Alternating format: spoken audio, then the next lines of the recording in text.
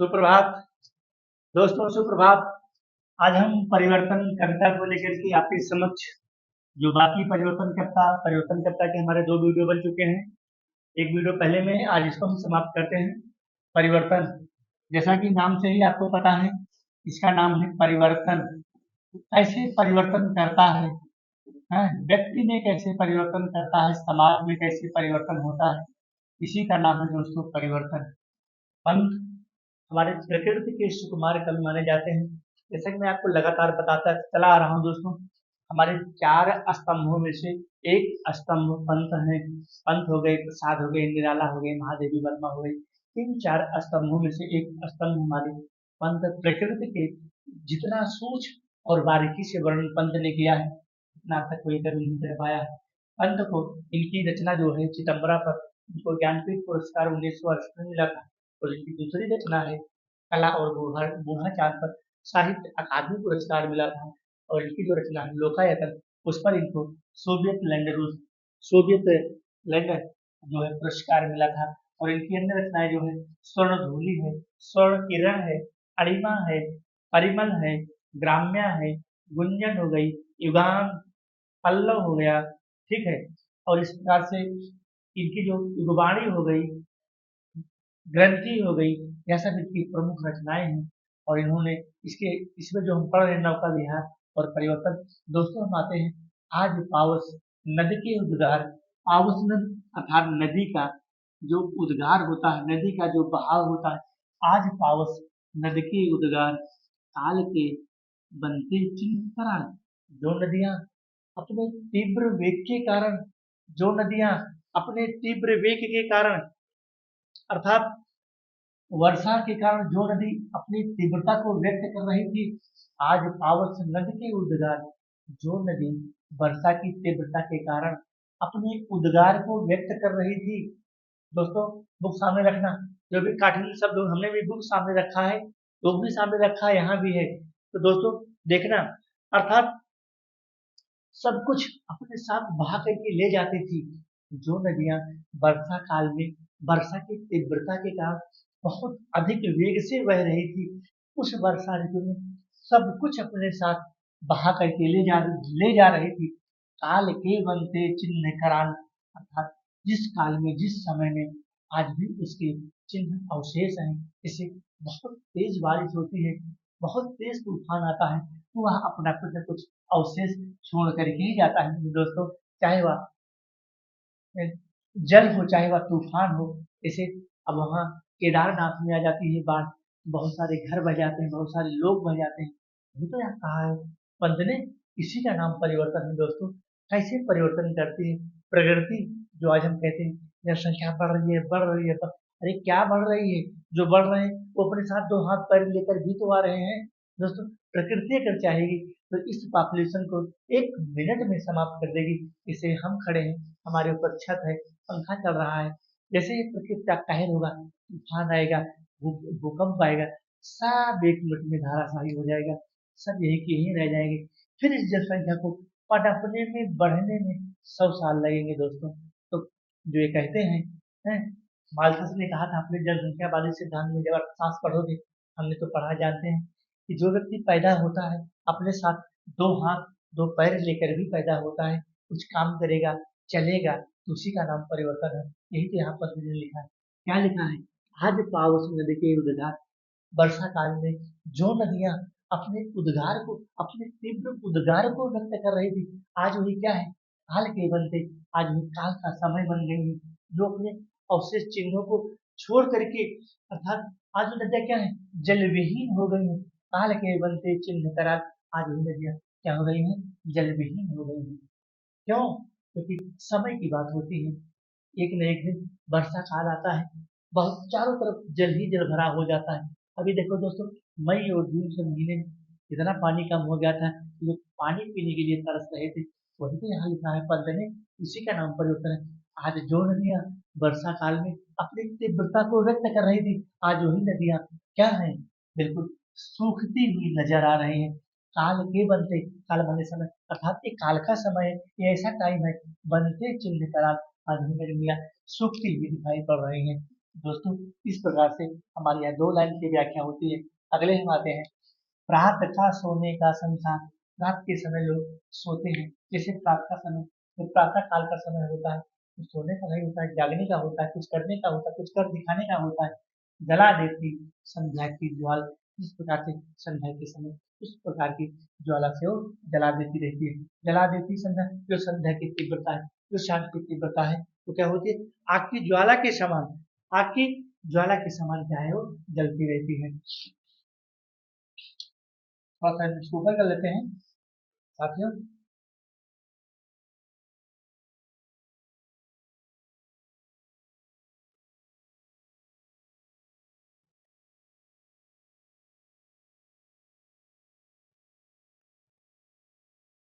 चल भाई ऊपर क्यों नहीं जा रहा।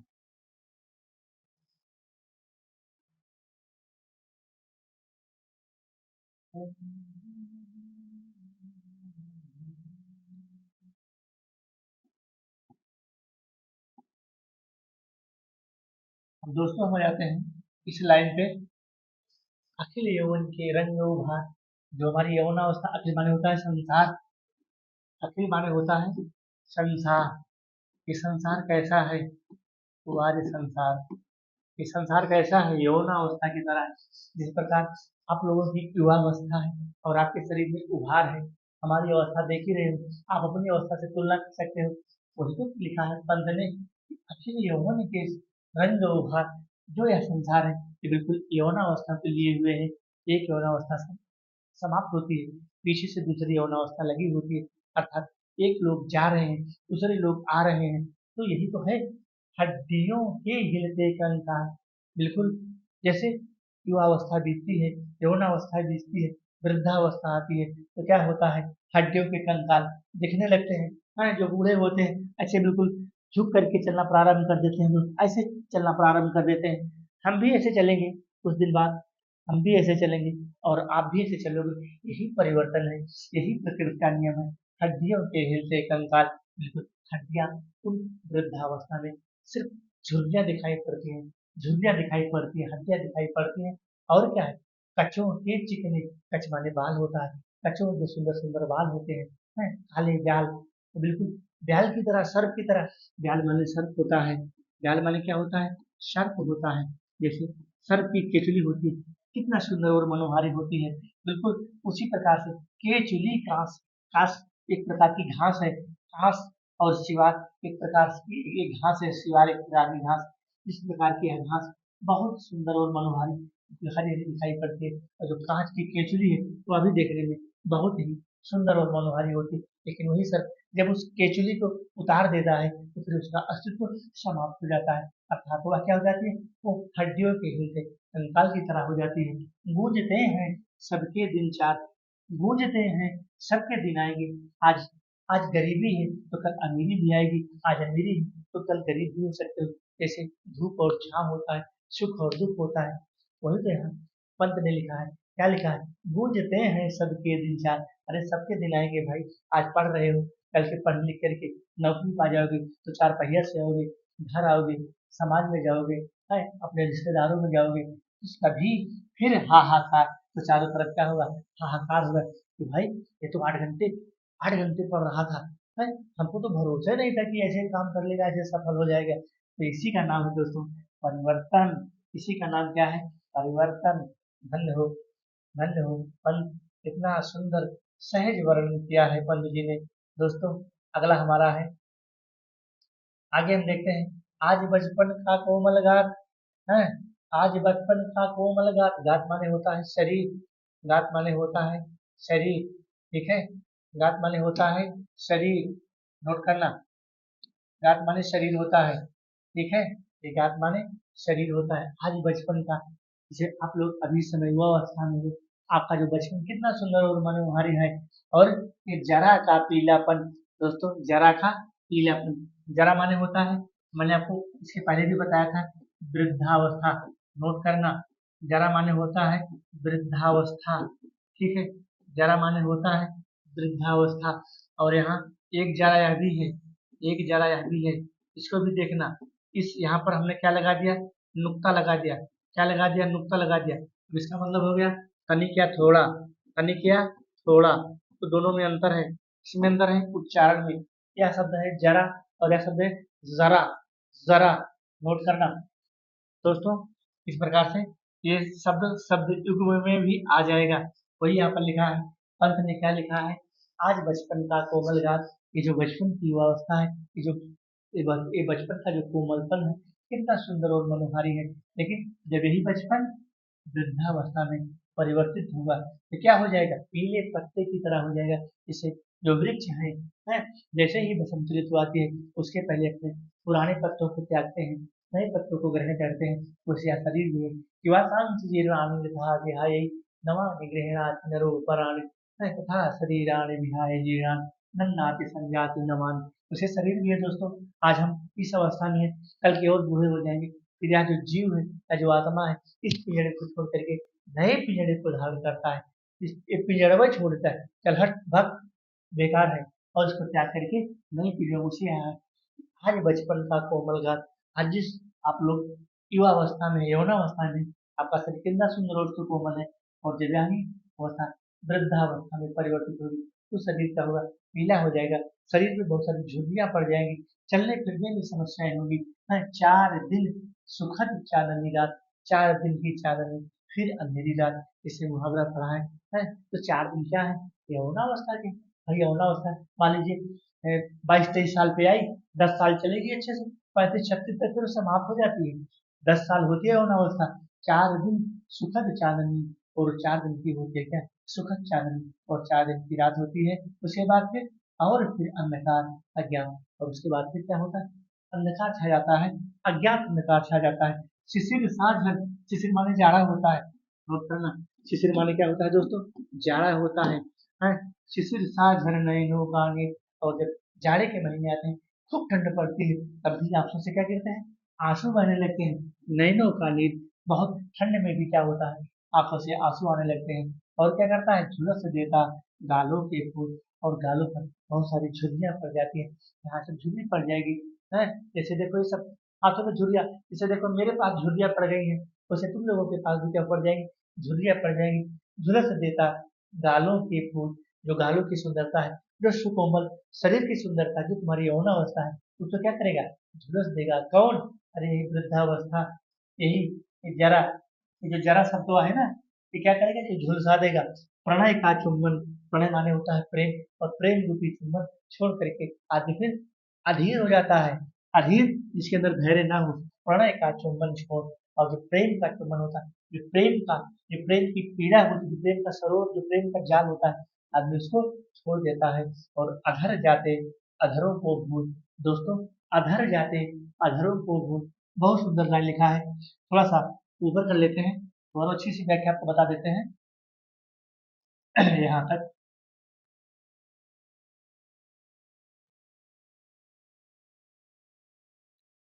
क्या लिखा है यहाँ पर, अधर जाते अधरों को भूल, ठीक है, अधर जाते अधरों को भूल, यहाँ पर लिखा है क्या, अधर जाते अधरों को भूल, अर्थात जो अधर, जो ऊँट आज मिलने पर सुंदरता प्रदान करते हैं, जब एक दूसरे से मिलते हैं तो क्या करते हैं, सुंदरता प्रदान करते हैं, वही अधर जब वृद्धावस्था आ जाती है, झुर्रियां पड़ जाती हैं, तो दोस्तों मुंह अपने आप खुल जाते हैं, तो जुड़ते नहीं है, फिर मुंह खुला का खुला रह जाता है। वही यहाँ लिखा, अधर जाते अधरों को भूल, वही अधर जो आज सुंदरता प्रदान कर रहे हैं, चेहरे की कोमलता को, चेहरे की सजावट को आज बढ़ा रहे हैं, वही अधर वृद्धावस्था आते आते एक दूसरे अधर को भूल जाते हैं, और जो मुंह होता है, जो ओठ होता है, एक दूसरे पर चिपकता नहीं है। तो यही तो, इसी का नाम तो परिवर्तन है दोस्तों, इसी का नाम क्या है, परिवर्तन है। इसी का नाम क्या है, परिवर्तन है, परिवर्तन है, ठीक है। इस इस पाठ को पढ़ने का मतलब यही है, इसी का नाम क्या है, परिवर्तन है। अधर जाते अधरों को भूल, और मृदुल ओठों का हिमजल हास, जो ओठों की, जो ओठों की मृदुलता थी, जो ओठों का हास रस है, जो ओठों का हास्य था, जो ओठों की सुंदरता थी, उड़ा जाता, उड़ा जाता निश्वास समीर, बिल्कुल सुंदर, यही, इस समीर माने हवा होता है, समीर माने हवा होता है, बिल्कुल हवा के समान, बिल्कुल आदमी ऐसे सांस लेने लगता है। जब वृद्धावस्था जाती है तो ऐसे ऐसे सांस लेने लगता है। क्या करता है फिर? सरल भवों का सरदाकाश, जो उसकी भवें होती हैं वो शरद ऋतु की तरह बिल्कुल सूख जाती हैं। जो भवें होती हैं सरल भवों, जो आंखों की भवें होती हैं, इस प्रकार से शरद काल में उसमें निष्ठुरता आ जाती है। ठीक उसी प्रकार से उस रूप को ले लेते हैं और घेर लेते, घन घिर गंभीर, और घन घन माने बादल, बादल रूपी जो गंभीर रूप है वह बिल्कुल ऐसे लगता है जिस प्रकार से पृथ्वी को आसमान चारों तरफ से घेरे चला रहा है। ठीक उसी प्रकार से वह शरीर चारों तरफ से रोग से, बीमारियों से, अवसाद से गिरता चला जाता है। और क्या होता है? शून्य सांसों का विरह विधुर, शून्य सांसों का विधुर, विधुर माने जो विधुर, जिसकी पत्नी मर गई हो, शून्य सांसों का विधुर वियोग, जिस प्रकार से, उसी प्रकार से शून्य, जिस प्रकार से आसमान सांसें लेता है, जैसे जिस प्रकार किसी पति की पत्नी वियोग से दूर हो गई हो, वियोग से दूर हो गई हो, कष्ट से दूर हो गई हो, ठीक उसी प्रकार से छुड़ाता अधर मधुर संयोग, वही अधर, वही वही अधर जो शीतलता प्रदान करता है, वही अधर जो यौवनावस्था में, जो युवावस्था में शीतलता प्रदान करता है, वही अधर क्या है? आज अपने अपने संयोग को, अपने संपर्क को छुड़ा रहा है। धन्य होकर, इसी का नाम है दोस्तों परिवर्तन। इसी का नाम क्या है? परिवर्तन। समझने की कोशिश करना दोस्तों, व्याख्या कुछ भी नहीं है, सिर्फ आपको समझने की बात है। थोड़ा सा समझ लीजिए। छुड़ाता अधर मधुर संयोग, वही अधर, वही ओठ जो युवावस्था में मधुरता को प्राप्त करता है। जब एक दूसरे से मिलते हैं तो कितना सुंदर, और चेहरे की सुंदरता, शरीर की सुंदरता, बहुत सारी चीजें बढ़ जाती हैं। और लेकिन वही अधर जब वृद्धावस्था आती है, जब जरावस्था आती है, तो क्या करता है? एक दूसरे से संपर्क को छुड़ाता है। मिलन के पल केवल दो चार, मिलन के पल क्या है? बस 10 साल है, युवावस्था 10 साल है दोस्तों। 20-21 साल से शुरू होती है, नौकरी तो पाते पाते 25-26-27-28 साल लग जाते हैं। जिसको वो बहुत किस्मत वाले होते हैं कि उनका डीएलएड हुआ, बीएड हुआ, और जल्दी से वैकेंसी आई हो, आ गए हो, तो किस्मत वाले होते हैं। ताकि 28 साल, 30 साल पे नौकरी मिलती है। तो बचते कितने हैं? 5 साल, 6 साल, 10 साल, 10 साल से ज्यादा युवावस्था के नहीं बचते। वही यहाँ पर लिखा है कि मिलन के पल केवल दो चार, अर्थात मिलने के पल दो चार हैं। और विरह के, तो बाकी तो सब विरह के ही हैं, बाकी तो सब कष्ट के हैं। बाकी पल क्या है? कष्ट के हैं दोस्तों। है, अर्थात यहाँ वही तो पंत ने लिखा है कि मिलन के पल केवल दो चार, अर्थात मिलन के पल क्या है? केवल दो चार है, दो चार दिन ही है। दो चार दिन का मतलब है 10 साल, 12 साल ही मिलन के पल होते हैं। बाकी युवा अवस्था में भी कष्ट, जन्म के समय भी कष्ट, जन्म होता है तब भी कष्ट, फिर आदमी धीरे धीरे बड़ा होता है, फिर और बड़ा होता है, फिर गांठों के बल, फिर घुटनों के बल, फिर ऐसे चलना प्रारंभ करता है, फिर पढ़ता लिखता है, किसी को नौकरी मिली, किसी को न मिली, तब भी कष्ट, तब भी दुख। तो दोस्तों अगर जोड़ लो तो विरह के पल ज्यादा है। इधर 20-22 साल तक संघर्ष, उधर बीच का 10 साल निकाल दो, बाकी भी क्या हो जाएगा?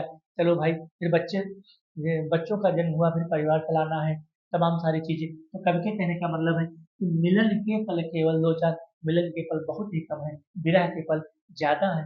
विरह के कल्प अर्थात, अर्थात जो विरह का पल है, जो क्लेश का पल है, जो दुख का पल है, उसकी संख्या ज्यादा है।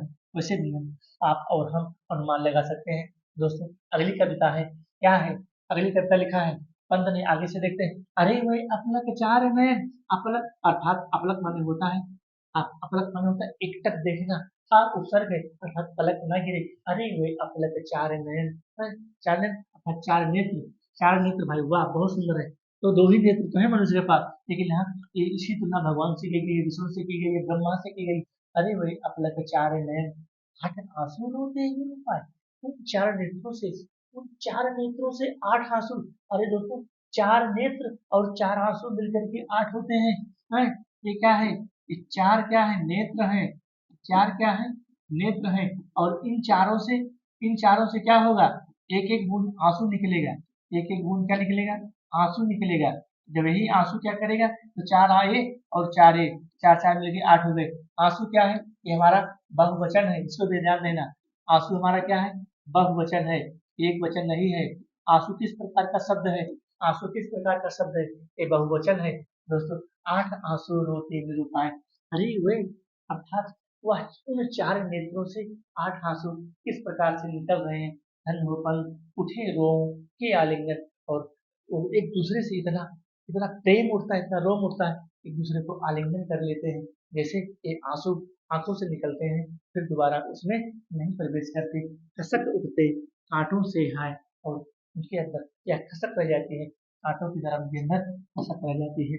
दोस्तों, इस प्रकार से आज हम परिवर्तन को समाप्त करेंगे। बस थोड़ी देर आप और कॉन्फिडेंस बनाए रखिए, बस 10 मिनट और लगेगा।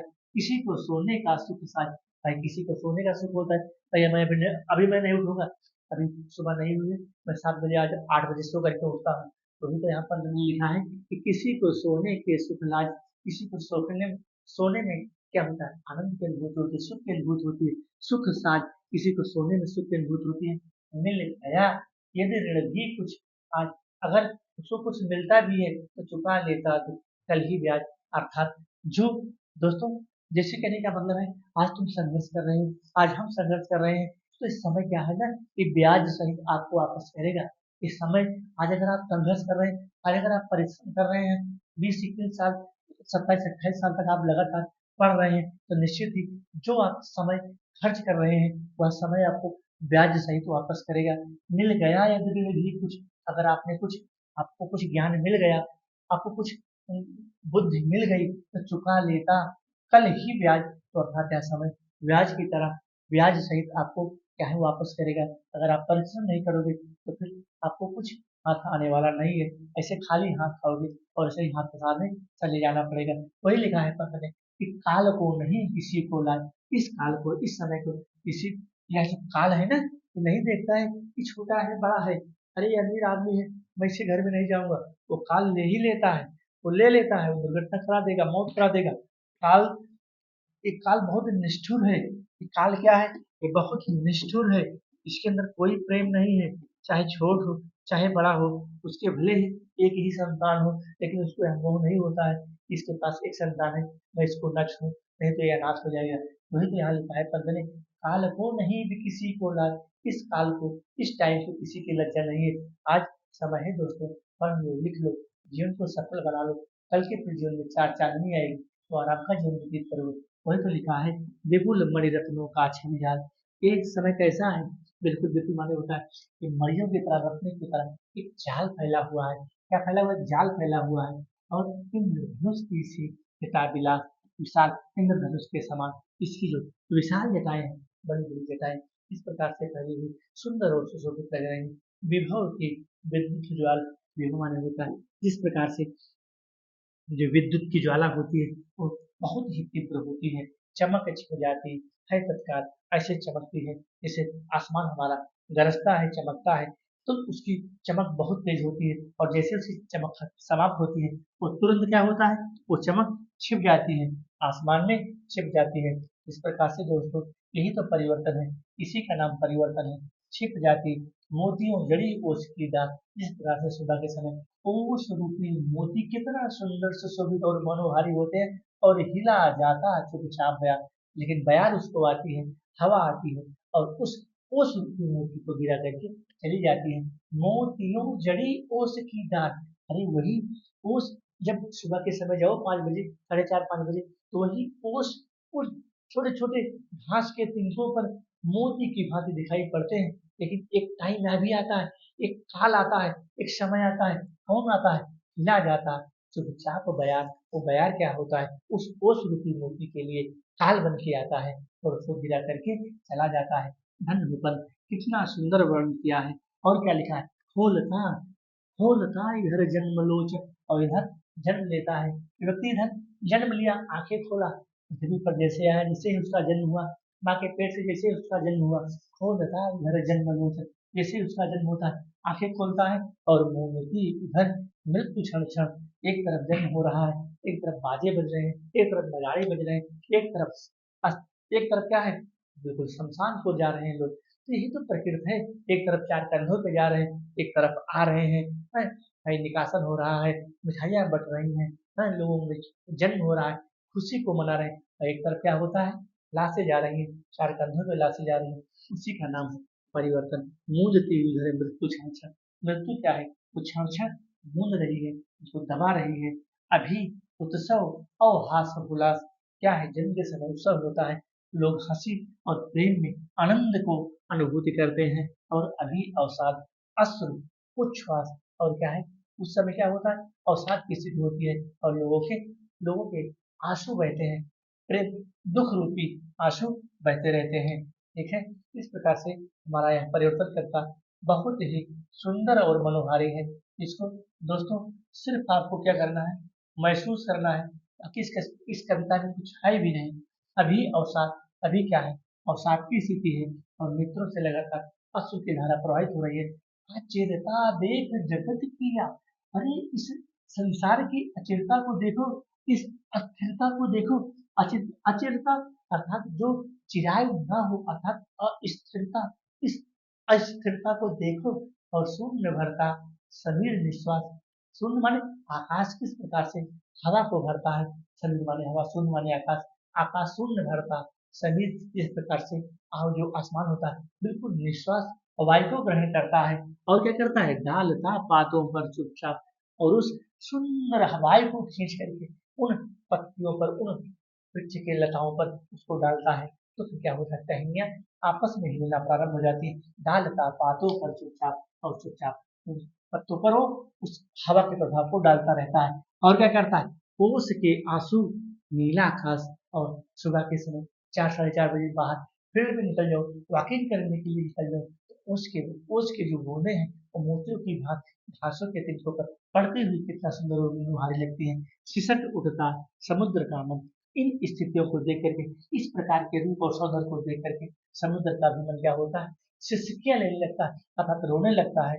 और सिहर उठते, उडगन, उडगन माने होता है दोस्तों तारे, और तारे किस प्रकार से सिहर उठते हैं, किस प्रकार से तारे क्या है, सिहर उठते हैं।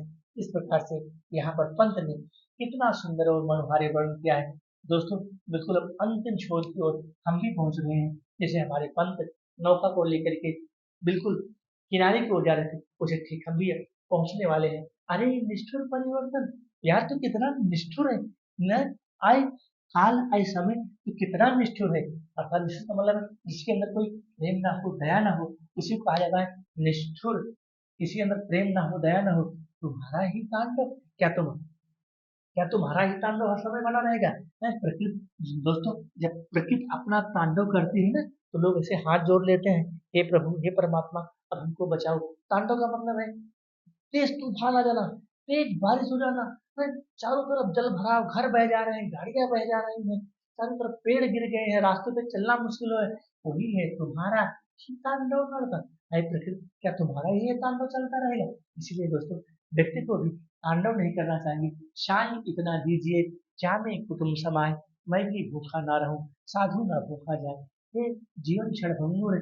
दोस्तों आज खड़े हैं, 1-2 घंटे बाद एक्सीडेंट हो जाए, गुरु जी खत्म। तो ये सब क्या है, कि प्रकृति का निष्ठुर समय ही है। प्रकृति किसी के साथ, प्रकृति जो होती है, अर्थात जो टाइम होता है, जो काल होता है, वो किसी का होता नहीं है। टाइम तुम्हारा आया, तुमको बुला के ले जाएगा, और उसी स्थान पर तुम्हारी मृत्यु होगी।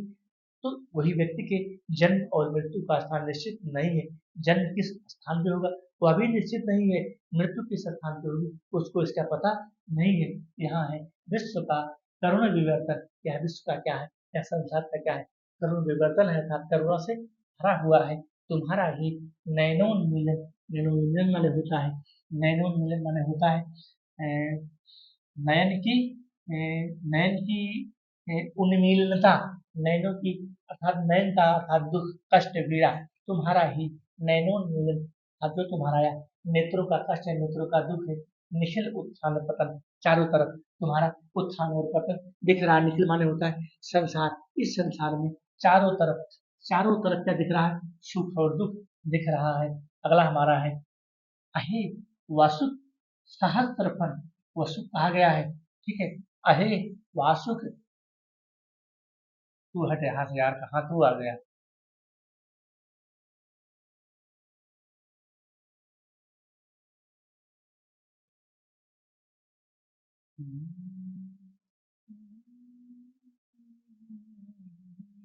अहे वासुक सहस्त्र फन, अर्थात हजारों फन वाले जो शेषनाग की बात यहाँ बता रहा है कृष्ण। अहे वासुक, वासुक कहा गया है शेषनाग को, 7 हजारों फन वाले जो हमारे शेषनाग है, लक्ष्य अलक्ष्य उनका लक्ष्य भी क्या है, अलक्षित है। चरण तुम्हारे चिन्ह निरंतर, तुम्हारे चरणों के चिन्ह लगातार हमको दिखाई पड़ेंगे। और क्या छोड़ रहे हैं जगह के विक्षिप्त वक्ष स्थल पर। इस प्रकार से इंपॉर्टेंट है दोस्तों, इसको अंडरलाइन कर लेना। यहाँ भी अंडरलाइन किया गया है, छोड़ रहे हैं जगह के विक्षिप्त वक्ष स्थल।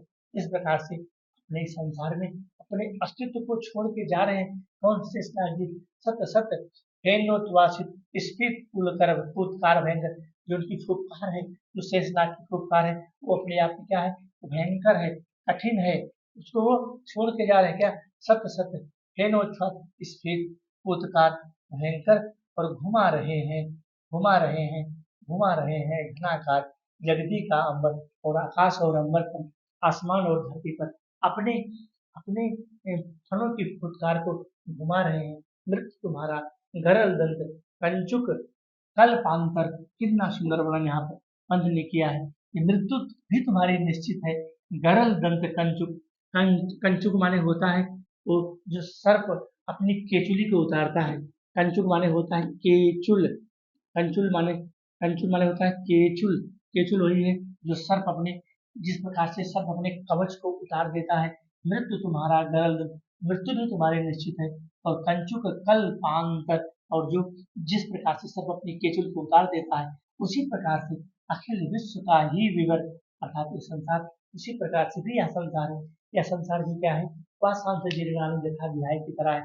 आज एक तरफ जन्म हो रहा है, एक तरफ नाच गाने हो रहे हैं, एक तरफ क्या हो रहा है, बिल्कुल चार कंधे पे लोग जा रहे हैं।